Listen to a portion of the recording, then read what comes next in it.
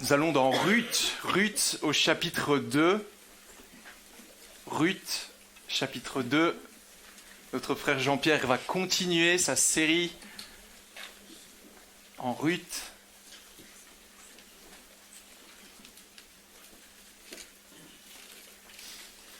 Ruth, chapitre 2, on va lire le chapitre.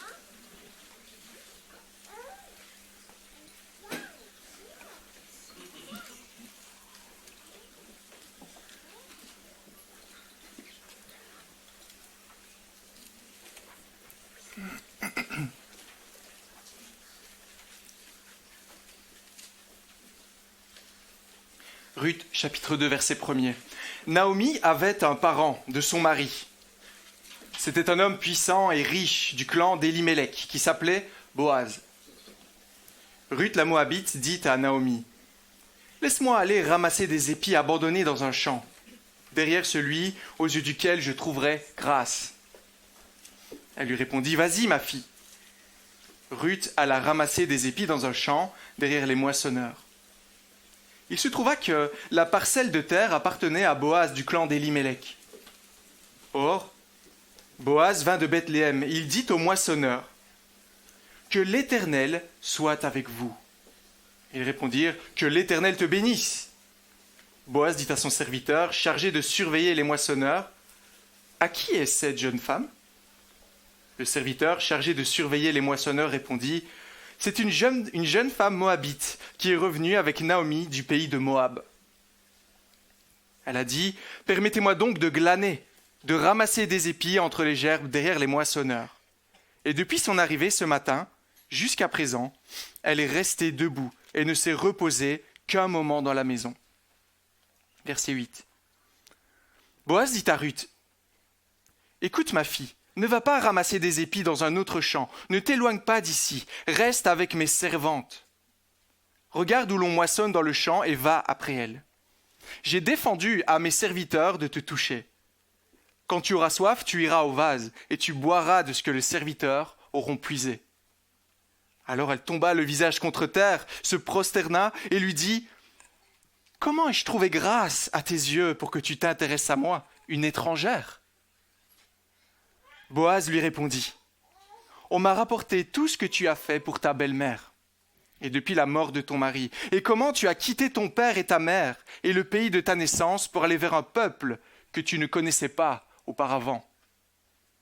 Que l'Éternel te rende ce que tu as fait, et que ta récompense soit entière de la part de l'Éternel, le Dieu d'Israël, sous les ailes duquel tu es venu te réfugier. » Elle dit, « Oh, que je trouve grâce à tes yeux, mon Seigneur, car tu m'as consolé, tu as parlé au cœur de ta servante. Pourtant, je ne suis pas, moi, comme l'une de tes servantes. » Au moment du repas, Boaz dit à Ruth, « Approche-toi, mange du pain, trempe ton morceau dans la vinaigrette. » Elle s'assit à côté des moissonneurs. On lui donna du grain rôti, elle mangea à satiété et garda le reste. Puis elle se leva pour ramasser des épis. Boaz donna cet ordre à ses serviteurs, qu'elle ramasse aussi des épis entre les gerbes. Ne lui faites aucun mal. Vous retirerez même pour elle des gerbes quelques épis que vous la laisserez ramasser sans lui faire de reproche. Elle ramassa des épis dans le champ jusqu'au soir, puis elle battit ce qu'elle avait récolté. Il y eut environ 22 litres d'orge. Elle l'emporta, rentra dans la ville, et sa belle-mère vit ce qu'elle avait ramassé. Elle sortit aussi les restes de son repas et les lui donna. Sa belle-mère lui dit, « Où as-tu ramassé des épis aujourd'hui ? Où as-tu travaillé ? Béni soit celui qui s'est intéressé à toi. » Ruth raconta à sa belle-mère chez qui elle avait travaillé. « L'homme chez qui j'ai travaillé aujourd'hui s'appelle Boaz, dit-elle.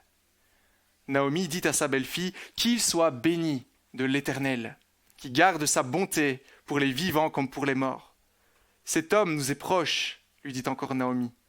Il est un de ceux qui ont le droit de rachat sur nous. » Ruth la Moabite ajouta, « Il m'a dit aussi, reste avec mes serviteurs jusqu'à ce qu'ils aient terminé toute ma moisson. » Naomi dit à sa belle-fille Ruth, « Il est bon que tu sortes avec ses servantes, ma fille, et qu'on ne te rencontre pas dans un autre champ. » Ruth resta donc avec les servantes de Boaz pour ramasser des épis jusqu'à la fin de la moisson de l'orge et de la moisson du blé.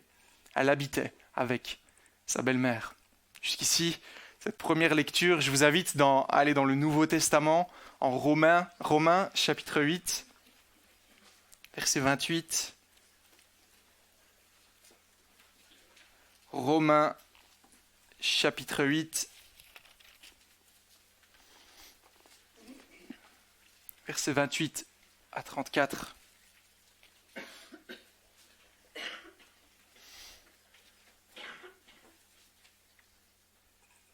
Je lis Romains 8, verset 28. Du reste, nous savons que tout contribue au bien de ceux qui aiment Dieu, de ceux qui sont appelés conformément à son plan. En effet, ceux qu'il a connus d'avance, il les a aussi prédestinés à devenir conformes à l'image de son Fils, afin que celui-ci soit le premier d'un grand nombre de frères. Ceux qu'il a prédestinés, il les a aussi appelés. Ceux qu'il a appelés, il les a aussi déclarés justes. Ceux qu'il a déclarés justes, il leur a aussi accordé la gloire. Que dirons-nous donc de plus? Si Dieu est pour nous, qui sera contre nous? Lui qui n'a pas épargné son propre Fils, mais l'a donné pour nous tous, comment ne nous accorderait-il pas aussi tout avec lui? Qui accusera ce que Dieu a choisi? C'est Dieu qui les déclare justes. Qui les condamnera? Christ est mort, bien plus. Il est ressuscité. Il est à la droite de Dieu et il intercède pour nous. Et maintenant, nous allons encore un peu plus loin, en Tite. Tite, chapitre 2.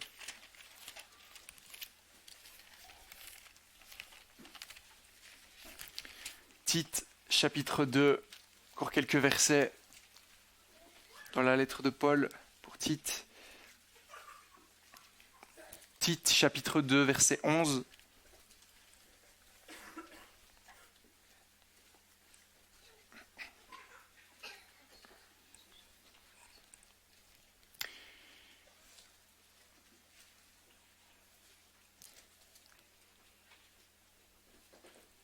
En effet, la grâce de Dieu, source de salut pour tous les hommes, a été révélée.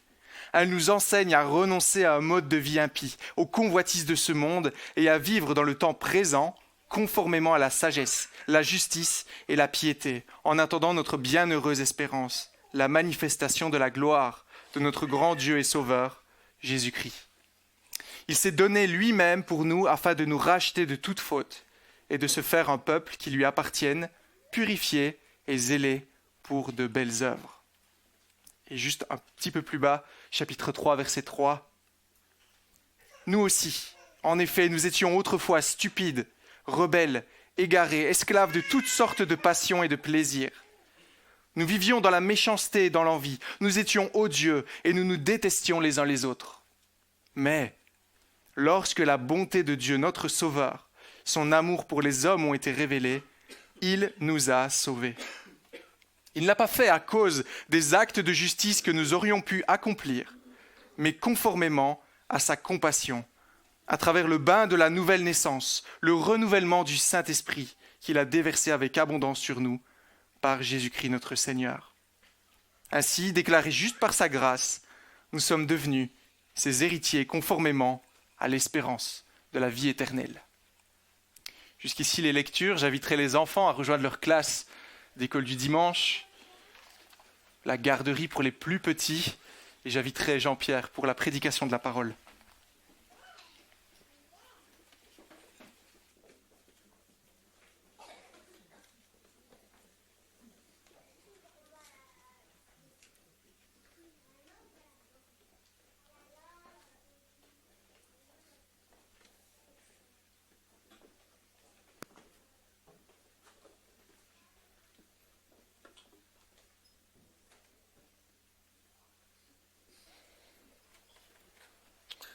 Bonjour à tous. J'avais prévu des questionnaires, mais je crois qu'il n'y en a plus.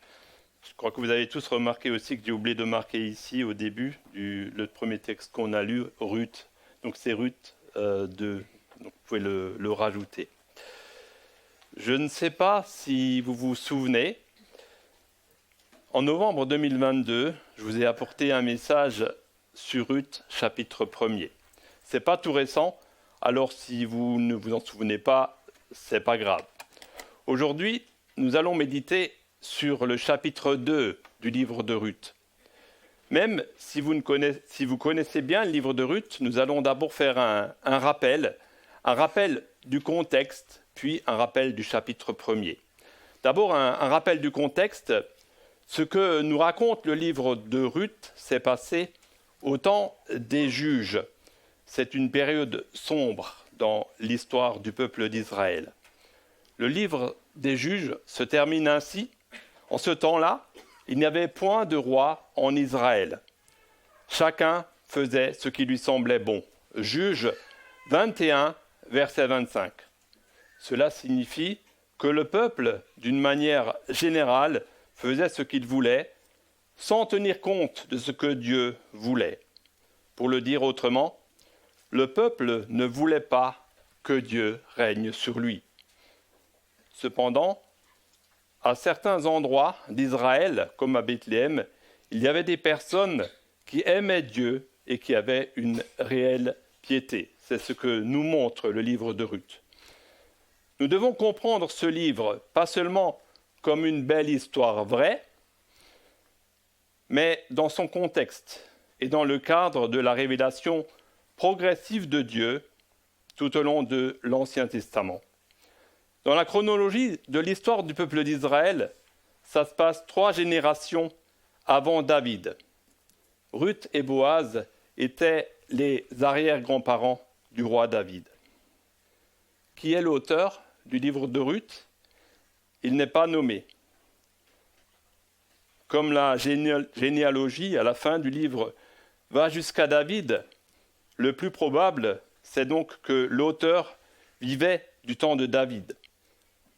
L'auteur du livre était un prophète, ça pouvait être le prophète peut-être Samuel, Gad ou Nathan. La tradition juive attribue le livre à Samuel. Qui est le héros du livre ? Même si Ruth et Boaz sont des personnes pieuses et extraordinaires, le véritable héros du livre, c'est Dieu. Parce que c'est Dieu qui conduit tout d'une manière souveraine et qui accorde sa grâce. Quel est le but du livre ? Le but du livre est de montrer la manière dont Dieu guide tous les détails de la vie quotidienne de ceux qui lui sont fidèles, de ceux qui lui font confiance. Un autre but aussi, c'est de montrer comment Dieu a tout conduit pour que David devienne roi. Et David préfigure Jésus-Christ. Parce que Boaz et Ruth étaient donc les arrière-grands-parents du roi David. Aussi, c'est pour montrer d'où venait David. Aussi, Jésus-Christ, le Messie promis et annoncé, est un descendant de David. Pour nous, cela nous montre comment Dieu a dirigé les événements qui ont préparé la venue de Jésus-Christ, descendant de David. Maintenant, un rappel du chapitre 1er, juste un petit survol. Le chapitre 1er du livre de Ruth nous dit qu'il y a eu une famine à Bethléem et qu'un homme appelé Elimelech, sa femme Naomi et ses 2 fils, Machlon et Kiljon, ont émigré au pays de Moab en s'éloignant de Dieu et de son peuple. Elimelech est mort au pays de Moab. Naomi et ses 2 fils ont vécu environ 10 ans au pays de Moab. Les 2 fils se sont mariés avec des femmes moabites qui ne connaissaient pas Dieu, puis ils sont morts sans avoir d'enfants. Naomi est alors seule et dans sa détresse, elle décide de retourner en Israël avec Ruth, une de ses belles-filles moabites. Toutes les 2 ont perdu leur mari. Elles sont veuves. Naomi se repent de son péché et revient à Dieu. Ruth se convertit au Dieu d'Israël et elle déclare sa foi en disant à Naomi « Où tu iras, j'irai. Où tu demeureras, je demeurerai. Ton peuple sera mon peuple, et ton Dieu sera mon Dieu. Ton Dieu sera mon Dieu. C'est le Dieu d'Israël. Chapitre 1, verset 16. Elles marchent ensemble et elles arrivent à Bethléem au début de la moisson des orges.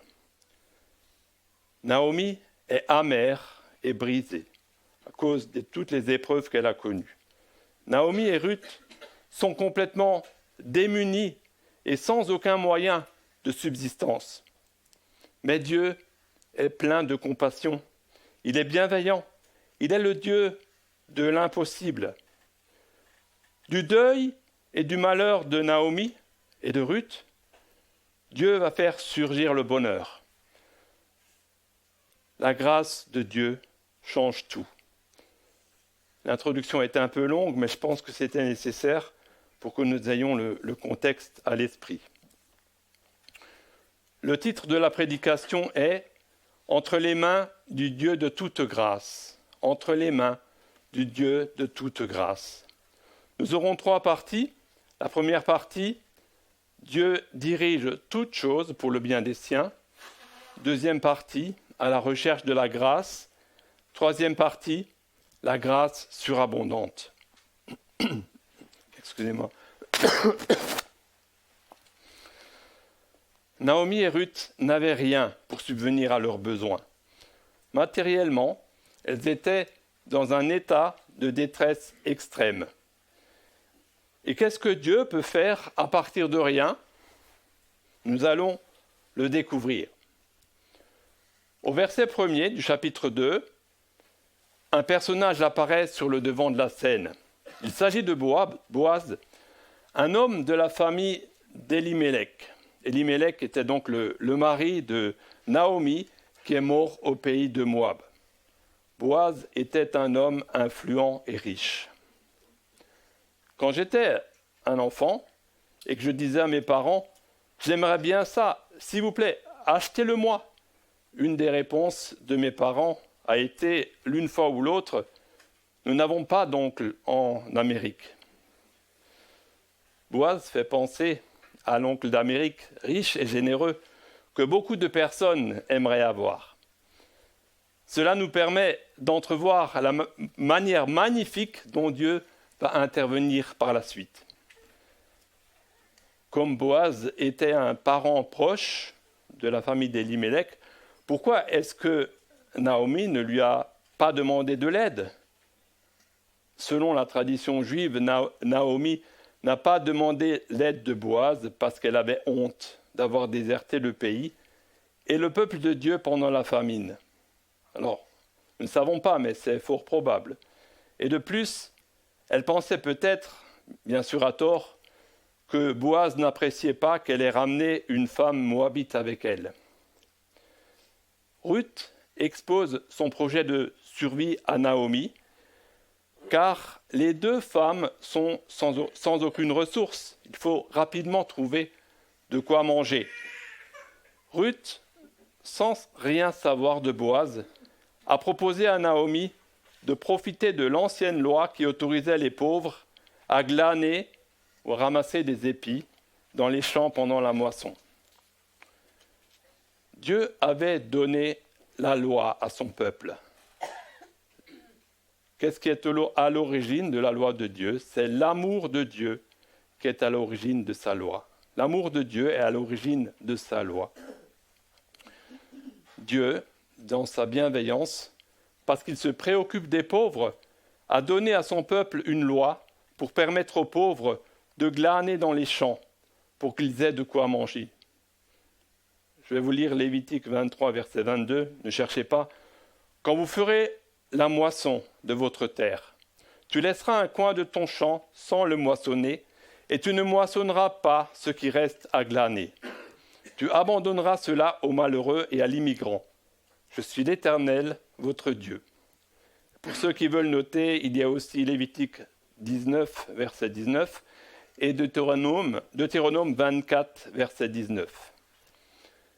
C'était une loi qui montrait la bonté de Dieu pour les pauvres, sa générosité et ses soins paternels. Ruth ne connaissait pas la région. Elle a suivi les moissonneurs dans les champs, où les hommes coupaient les tiges des épis avec la faucille, et les femmes les ramassaient pour les lier en gerbes. Glaner était un travail pénible.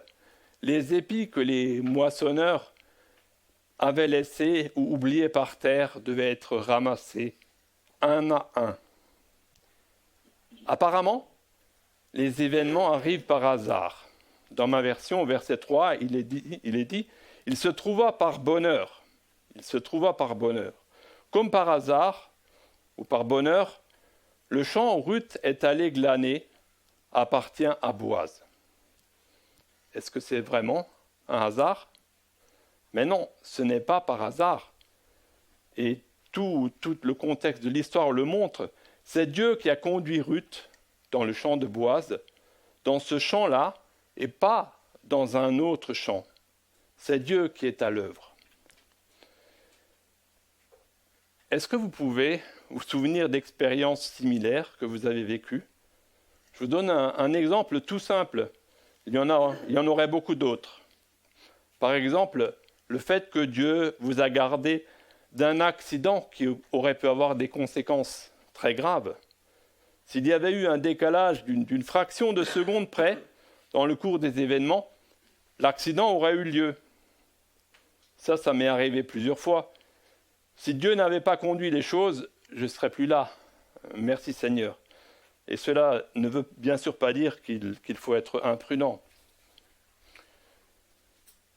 Dieu gouverne sa création avec sagesse. Il ordonne et il conduit les événements et les créatures vers le but qu'il leur a fixé pour sa gloire. Et dans les événements et les moyens ordinaires de la vie, Dieu est souverain. C'est ce qu'on appelle la providence de Dieu. Tout le reste du chapitre 2 du livre de Ruth nous montre que Dieu est à l'œuvre par sa providence. Il est le Dieu souverain, le Dieu de la providence, qui conduit et maîtrise toutes choses. Le mot providence n'est pas dans la Bible, mais la Bible enseigne cette vérité, et on l'a appelée comme ça. Est-ce que Dieu a changé ?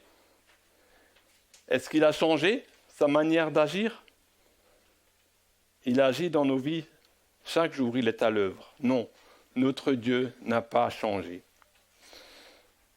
La providence de Dieu s'étend à toutes les créatures. Mais Dieu, par sa providence, prend un soin particulier de son peuple, de son Église, de chacun de ses enfants, et fait concourir toutes choses pour leur bien. Nous avons la promesse que nous avons lue tout à l'heure de Romains chapitre 8, verset 28. Nous savons du reste que toutes choses concourent au bien de ceux qui aiment Dieu, de ceux qui sont appelés selon son dessein. C'est ce que Dieu fait pour Ruth et Naomi. C'est Dieu qui, par sa providence, a conduit Ruth dans le champ de Boaz. Tout ce chapitre 2 nous montre la bonté de l'Éternel envers ceux qui lui font confiance.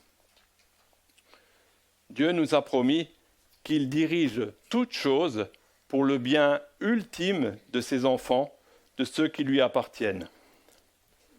Dans sa sagesse et dans sa grâce, Dieu a voulu que ceux qui le glorifient le plus soient aussi ceux qui contribuent au bien de ceux qui lui appartiennent.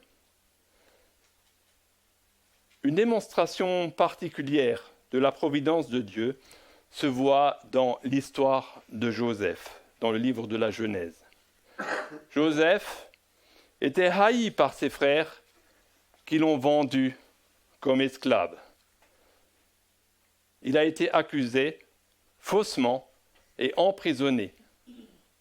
Mais Dieu l'a fait sortir de prison et il l'a élevé au plus haut rang de toute l'Égypte, juste après Pharaon. Et cela pour que ses frères et leurs familles ne meurent pas de faim pendant la famine qui allait venir. Plus tard, en regardant en arrière et à toutes les épreuves difficiles qu'il a vécues, qu'est-ce que Joseph a dit à ses frères ? il a pu dire « Vous avez formé le projet de me faire du mal, mais Dieu l'a changé en bien pour accomplir ce qui arrive aujourd'hui et pour sauver la vie d'un peuple nombreux. » Genèse 50, verset 20. Nous arrivons à la deuxième partie, à la recherche de la grâce. Ce sont les versets 4 à 13. Si je vous demande, est-ce que vous voulez être heureux dans la vie? Qu'est-ce que vous me répondez? Vous me répondez bien sûr oui, et vous me répondez oui sans hésiter. Et c'est normal, c'est naturel. Qui ne veut pas être heureux et béni dans la vie? Qu'est-ce que ça veut dire de chercher le bonheur en tant que disciple de Jésus-Christ? Nous sommes sans doute plus influencés par la culture actuelle que nous ne le pensons. Notre culture cherche le bonheur dans la satisfaction des biens matériels, dans la carrière professionnelle, dans la réussite, dans les relations amoureuses et d'autres choses semblables. Ces choses que je viens de citer ne sont pas mauvaises en soi. Elles peuvent apporter un certain bonheur passager, mais qui ne dure pas. Les choses de cette terre sont passagères et ne peuvent jamais nous donner pleine satisfaction. Quelle est la relation entre la grâce et le bonheur? Je dirais, et j'en suis convaincu, que si nous comprenons et nous réalisons vraiment ce qu'est la grâce de Dieu, nous sommes heureux. Ruth est une femme travailleuse, consciencieuse. Mais ce qui est important pour elle, c'est la recherche de la grâce. Ruth a compris que son bonheur, le fait qu'elle et Naomi soient bénies, dépend de la grâce. Le mot grâce apparaît 3 fois dans ce chapitre. Verset 2, elle dit à Naomi, « Dans le champ de celui aux yeux duquel je trouverai grâce. » Dans le livre de Ruth, ici au chapitre 2, la grâce, apparemment, dépend de la volonté d'une personne, en l'occurrence de Boaz, mais de manière ultime, la grâce dépend toujours de Dieu lui-même. Ruth a été conduite par Dieu dans le champ de Boaz. Le travail avait déjà commencé quand Boaz arrive. Il salue les moissonneurs en leur disant « Que l'Éternel soit avec vous ». Cela nous montre que le Seigneur avait sa juste place dans le travail et dans la vie de chaque jour. Boaz s'intéressait personnellement à ceux qui travaillent sur ces terres. Il ne connaissait pas Ruth. Boaz est un homme qui aime Dieu. Il invoque la bénédiction de Dieu sur ses ouvriers. Ce que dit Boaz nous fait penser à cette vie heureuse, cette vie de bonheur que Dieu donne et que nous recherchons tous. Boaz remarque tout de suite la présence de Ruth. Il demande au chef d'équipe, verset 5, « À qui est cette jeune femme ?» Autrefois en Israël, une attention trop orientée sur une personne, en particulier une femme, était suspecte. C'est pour cela que Boaz ne s'informe pas directement sur Ruth, mais sur sa famille. Le chef d'équipe lui répond qu'elle est revenue du pays de Moab avec Naomi et qu'elle travaille sans cesse depuis qu'elle est arrivée ce matin. Puis, Boaz commence à parler à Ruth et ses paroles sont pleines de bienveillance et de générosité. C'est un homme qui aime la loi de Dieu. L'amour pour Dieu cherche à obéir à la loi de Dieu. Boaz respecte cette loi et la met en pratique par amour pour Dieu.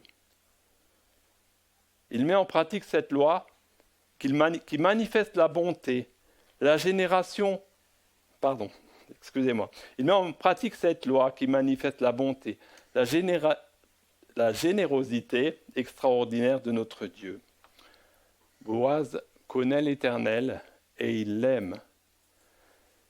il exhorte Ruth à rester dans son champ avec lui et lui promet une protection spéciale. Avant cela, c'était évident pour Ruth qu'elle ne serait pas traitée avec respect. Par exemple, elle n'avait pas droit à l'eau précieuse qu'on avait apportée du puits. C'était une étrangère. Et maintenant, Boaz lui dit, verset 9, « Quand tu auras soif, tu iras au vase et tu boiras. » Boaz ne la traite pas comme une simple glaneuse, mais il l'invite à rester près de ses servantes. Tout cela fait partie de la conduite souveraine de Dieu, de sa providence. Dieu bénit Ruth par le moyen d'un homme qui met en pratique sa bonne et généreuse loi. Par le passé, les malheurs se suivaient les uns les autres au pays de Moab.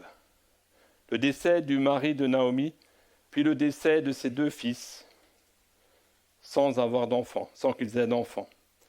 Mais depuis que Naomi est rentrée dans le pays promis par Dieu à son peuple, que se passe-t-il ? Par la grâce de Dieu, la tendance s'est inversée et Dieu commence à bénir. Ce matin-là, Ruth est partie à la recherche de la grâce de Dieu et elle l'a trouvée. Elle a mis toute sa confiance en Dieu. La générosité de Boaz la bouleverse, verset 10. Je vous lis verset 10, vous pouvez suivre. Alors elle tomba sur sa face et elle dit, « Comment ai-je trouvé grâce à tes yeux pour que tu t'intéresses à moi qui suis une étrangère ?» Et de plus, une Moabite issue d'un peuple ennemi d'Israël. « Comment ai-je trouvé grâce à tes yeux ?» Oui, bien sûr, dans la situation dans laquelle elle était, elle cherchait aussi une grâce matérielle. Boaz avait entendu parler de cette femme moabite. Tout Bethléem, qui à l'époque était un village, avait entendu parler de Ruth, de ce qu'elle avait fait pour sa belle-mère Naomi. Boaz n'avait jamais vu Ruth auparavant, mais on lui avait raconté comment elle avait quitté son père et sa mère et son pays pour aller vers un peuple qu'elle ne connaissait pas. Mettons-nous un instant à la place de Ruth et essayons d'imaginer ce que cette décision de suivre Naomi en Israël a dû lui coûter. Boaz admire le comportement exemplaire de Ruth. Regardez au verset 12 maintenant, Boaz invoque la bénédiction de Dieu sur Ruth, la bénédiction spirituelle.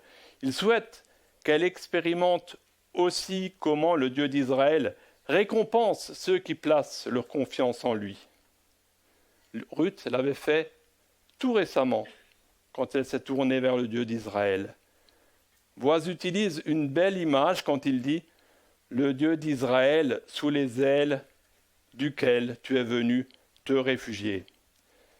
Cette image est souvent reprise dans les psaumes. David, arrière-petit-fils de Boaz et de Ruth, dit au psaume 57, verset 2, « Aie pitié de moi, ô Dieu, aie pitié de moi, car en toi, mon âme cherche un refuge. Je cherche un refuge à l'ombre de tes ailes, jusqu'à ce que les calamités soient passées. » C'est ce que Ruth faisait. Quand une mère poule étend ses ailes sur ses petits pour les protéger, qu'est-ce qui se passe ? Le prédateur ne peut même plus les voir parce qu'ils sont cachés sous les ailes de la mère poule. Le Seigneur prend encore beaucoup plus soin de ceux qui se réfugient en lui qu'une mère poule de ses poussins, et il les défend. Ce que dit Boaz nous montre qu'il a compris que Ruth s'est attachée à l'Éternel. Elle, la Moabite, qui n'avait aucun droit, a tout simplement imploré sa grâce, la grâce de Dieu. Regardez ce que Ruth dit à Boaz au verset 13. « Oh, que je trouve grâce à tes yeux, mon Seigneur, car tu m'as consolé et tu as parlé au cœur de ta servante. Nous pouvons faire un parallèle de la relation entre Boaz et Ruth et de la relation entre Dieu et son peuple. Il ne s'agit bien sûr pas de rechercher la grâce ou la faveur d'une personne humaine, mais la grâce de Dieu. Même si Ruth a recherché la grâce, la faveur de Boaz, elle se confiait en Dieu qui est à l'origine de toute grâce. Et elle a avant tout recherché la grâce de Dieu. Et elle avait bien conscience que même si Boaz était bon envers elle, cela est une grâce qui venait d'abord de Dieu. Cela nous mène à la troisième partie, la grâce surabondante. Ce sont les versets 14 à 23. La suite du chapitre nous montre la grâce surabondante que Ruth et Naomi vont connaître. Dieu donne grâce sur grâce. D'abord, le privilège pour Ruth de manger avec les autres moissonneurs. On lui donne une place, une dignité. Ruth est rassasiée et elle garde même une part pour Naomi. Ensuite, Boaz donne l'ordre à ses serviteurs de laisser de manière intentionnelle plus d'épis à glaner pour rendre la tâche plus simple à Ruth. La récolte d'un glaneur, après une longue journée de travail sous un soleil brûlant, était souvent maigre. C'était ce qui restait, ce que les moissonneurs n'avaient pas ramassé. Mais au verset 17, on voit que Ruth rentre à la maison avec un épha d'orge. Dans la version de Valentin qu'il nous a lu, il y avait marqué avec environ 22 kilos d'orge. Un épha, c'est effectivement environ 22 kilos. C'est énorme comme récolte pour un glaneur ou pour une glaneuse. C'est la grâce surabondante, inespérée. C'est Dieu qui a fait que ce soit comme ça. C'est l'œuvre de Dieu. C'est lui, Dieu, qui tient le gouvernail de chacune de nos vies et de toute l'histoire humaine avec un grand H. Quand Ruth dit à Naomi ce qui s'est passé, Naomi est émerveillée de l'intervention de Dieu qui a conduit Ruth dans le champ de Boaz. C'est Dieu qui est à l'œuvre dans la vie de Ruth et dans la vie de Naomi. Et Naomi le reconnaît bien. Regardez verset 20, elle s'exclame « Qu'il soit béni de l'Éternel qui se montre miséricordieux pour les vivants comme il l'a été pour ceux qui sont morts. » Naomi explique à sa belle-fille que cet homme, Boaz, est un de leurs proches parents et qu'il est un de ceux qui ont le droit de rachat. Toujours au verset 20. Elle emploie le mot Goël en hébreu qui signifie proche parent qui avait droit de rachat. C'est quoi le droit de rachat? La loi de Moïse que Dieu avait donnée pour le bien de son peuple prévoyait que le proche parent, le Goël, devait épouser la veuve de son frère défunt, si elle n'avait pas d'enfant. C'est la loi qu'on appelle la loi du Lévira. Je vous lis Deutéronome 25, versets 5 à 6. Lorsque des frères habiteront ensemble, si l'un d'entre eux meurt sans laisser de fils, la femme du défunt ne se mariera pas au dehors avec un étranger, mais son beau-frère ira vers elle, la prendra pour femme et l'épousera comme beau-frère. Le premier-né qu'elle enfantera portera le nom du frère défunt, afin que ce nom ne soit pas effacé en Israël. Le frère d'un homme défunt devait épouser sa veuve, si celle-ci n'avait pas d'enfant. Et le premier fils, issu de ce mariage, porte le nom du premier mari défunt. Ainsi, ce nom ne s'éteignait pas en Israël, et cela assurait la pérennité de la famille du frère défunt. Je vous rappelle que Ruth était veuve, et cela nous laisse entrevoir ce qui va arriver par la suite au chapitre 3.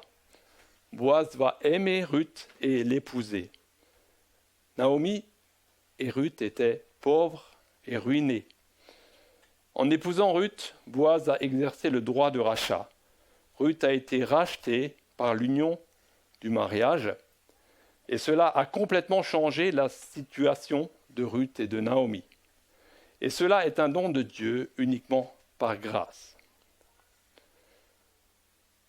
Et pour nous aujourd'hui,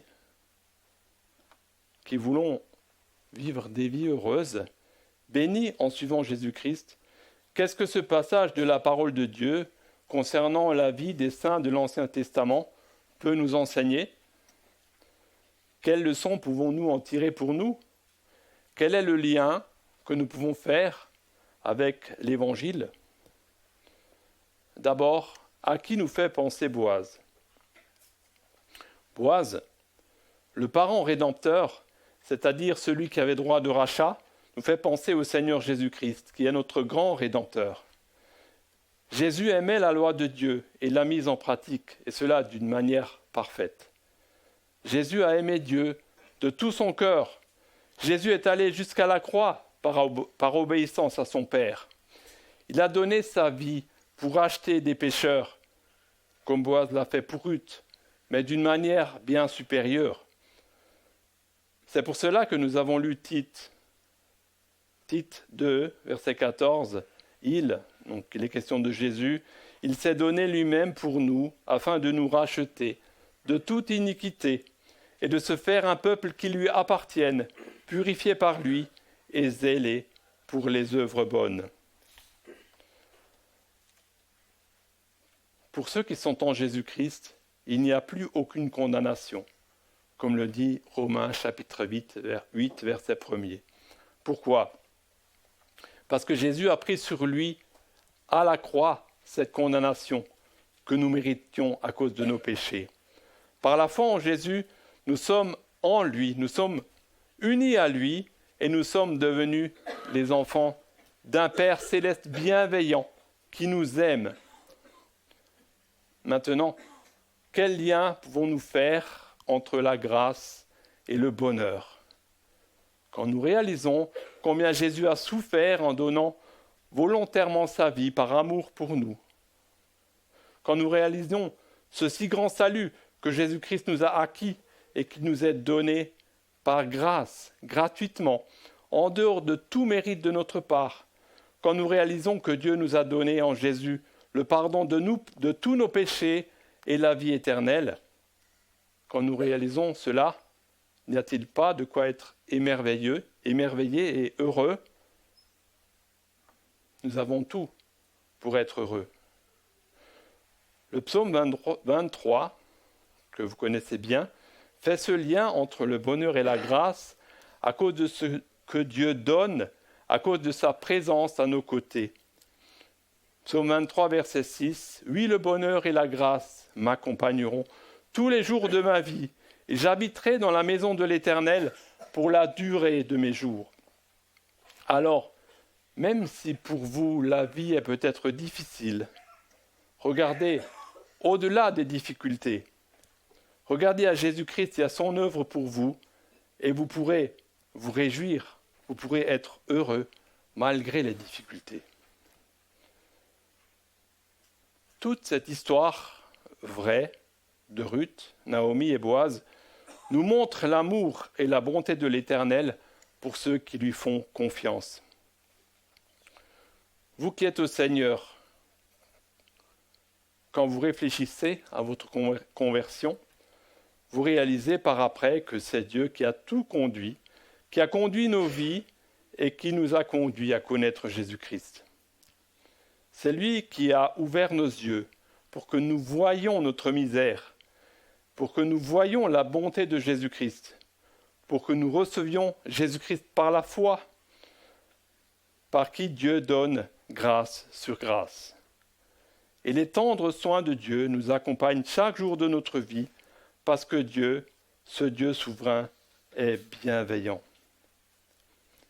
Ça ne veut bien sûr pas dire qu'on n'aura jamais de problème, qu'on n'aura pas d'épreuves, des sujets de tristesse ou des problèmes de santé.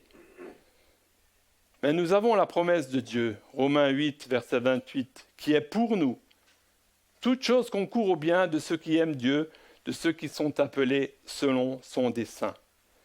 Et cette vérité donne une dimension merveilleuse et exaltante à notre vie de chaque jour.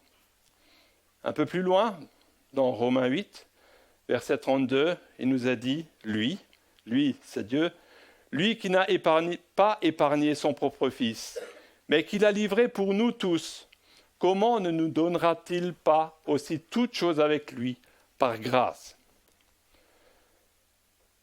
Dieu nous donne des promesses merveilleuses, n'est-ce pas ? Vous allez peut-être me dire, quelqu'un va peut-être me dire, mais dans ma vie, tout paraît être le contraire de cela.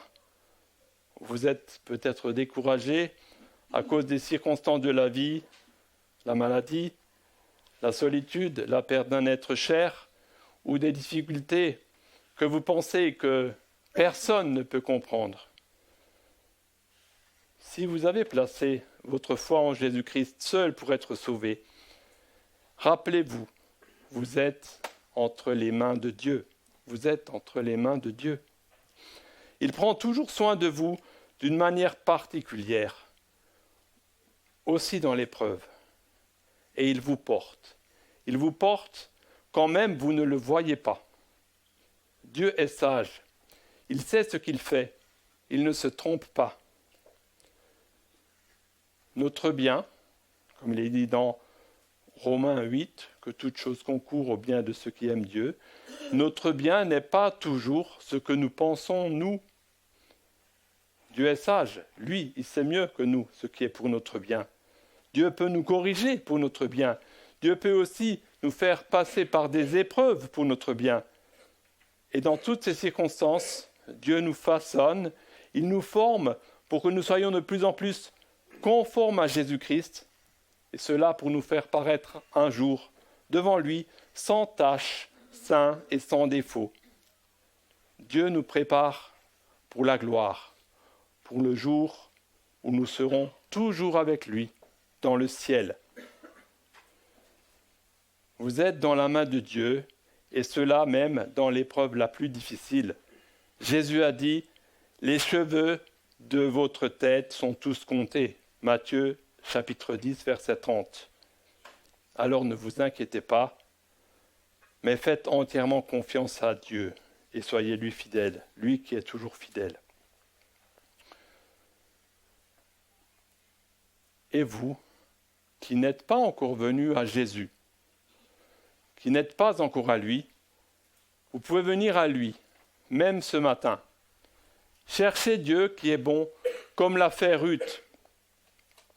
Cherchez la grâce de Dieu, cette faveur imméritée, ce pardon immérité, sans rien à vous. Dieu nous a donné un Rédempteur, bien plus grand que Boaz, bien plus bienveillant encore. Vous pouvez venir à Dieu de manière humble, de manière simple, en faisant confiance à Jésus, son Fils qu'il a donné sur la croix pour que vous puissiez être pardonnés et sauvés. Ce dont vous avez besoin, c'est le pardon de vos péchés et la vie éternelle. Et c'est seul Jésus qui peut vous donner cela. Et il le donne à tous ceux qui viennent à lui dans la repentance et la foi. Venir à Jésus, croire qu'il est mort pour vous, lui faire confiance, le suivre et lui obéir, il n'y a pas d'autre voie pour être heureux d'un bonheur qui dure et qui restera pendant l'éternité. Nous cherchons tous le bonheur, une vie heureuse. Ce bonheur, vous le trouverez en Jésus, en venant à lui ou en revenant à lui, en découvrant en lui l'amour infini de Dieu pour nous. Peut-être que vous êtes brisés, comme Naomi, à cause des épreuves et des difficultés de la vie. Alors venez, Jésus vous consolera, il vous donnera la joie de son salut et il vous donnera la paix. Mais peut-être que vous allez me dire, mais moi je suis heureux, je n'ai pas besoin de Jésus pour cela. Est-ce que vous pensez vraiment que ce qui fait votre bonheur aujourd'hui, fera votre bonheur jusqu'au bout, pour toujours. Vous savez bien que tout dans ce monde passe. Tout ce qui peut apporter de la joie et un certain bonheur sur cette terre passera. Ce dont vous avez besoin, c'est ce bonheur qui ne cessera jamais, que Jésus nous donne par le pardon des péchés et la vie éternelle. Dieu est plein de grâce. Il ne met pas dehors celui qui vient à lui. Alors, venez à Jésus.